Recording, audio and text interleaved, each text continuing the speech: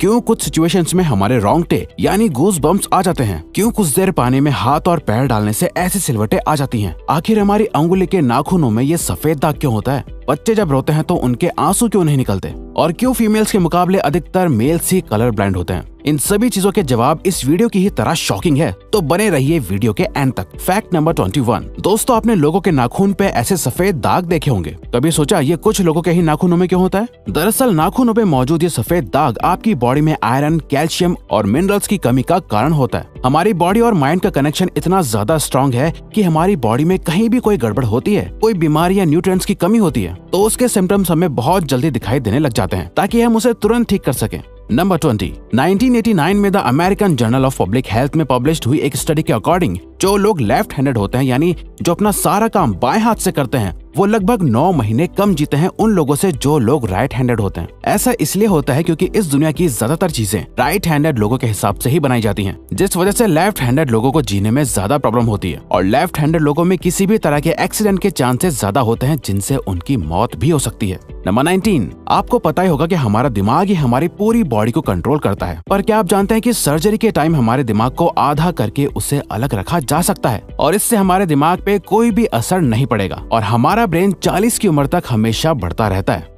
Number 18। International hyperhidrosis society के according हम humans की बॉडी में 5 लाख स्वेट ग्लैंड्स होते हैं, बट ये हमें फील नहीं होते, और ज्यादातर ग्लैंड्स हमारे पैर के नीचे, हाथों में और आपके माथे पे होते हैं। स्वेट ग्लैंड्स वो होते हैं जहाँ से पसीना बॉडी के बाहर आता है, और हमारे एक पैर में ही करीब 1,25,000 स्वेट ग्लैंड्स मौजूद होते हैं। और इंटरेस्टिंग बात यह है कि फीमेल्स के पैरों के ज्यादातर स्वेट ग्लैंड्स बंद होते हैं। यही वजह है कि मेल्स के मुकाबले फीमेल्स के पैरों में से कम स्मेल आती है। नंबर 17। आपकी जुबान में मौजूद रिसेप्टर से आपको टेस्ट का पता चलता है। अगर जुबान न हो तो टेस्ट का पता लगना इम्पॉसिबल है। अगर आपको अपनी जुबान देखकर ऐसा लगता है कि उसका हर पार्ट एक अलग तरह के टेस्ट को सेंस करने के लिए बना है, तो आपका ऐसा सोचना गलत होगा। रिसेंट रिसर्चर्स के अकॉर्डिंग जुबान के हर पार्ट में हर तरह के टेस्ट जैसे खट्टा, मीठा और तीखे को सेंस करने की एबिलिटी होती है। और हम आपको बता दें कि मेल्स की टंग का साइज 3.3 इंच एंड फीमेल्स की टंग का साइज 3.1 इंच होता है। नंबर 16। हमारे होंठ पूरे शरीर के सबसे ज्यादा सेंसिटिव पार्ट होते हैं। वहीं होठों के पीछे एक मैसेटर नाम की मसल होती है जो हमें खाना चबाने में हमारी मदद करती है, और ये मसल इतनी स्ट्रॉन्ग होती है कि इसकी मदद से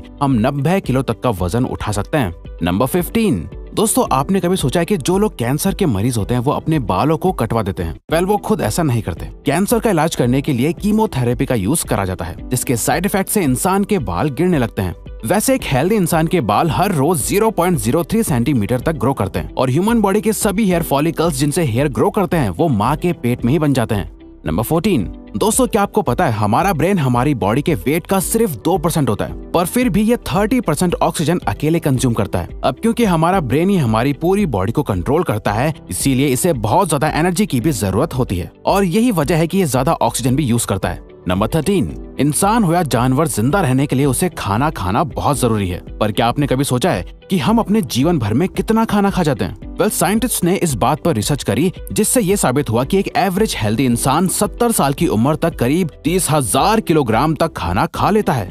नंबर 12। क्या आपको पता है मच्छर से मौत होने के लिए एक इंसान को अपने आप को 2 मिलियन मच्छरों से कटवाना पड़ेगा? अब ये आखिर कोई क्यों ही करेगा? पर फैक्ट तो यह है कि एक मच्छर आपकी बॉडी से 0.01 ml तक ब्लड एब्सॉर्ब कर लेता है, तो ब्लड लॉस से मौत होने के लिए आपको 2 मिलियन मच्छर लगेंगे।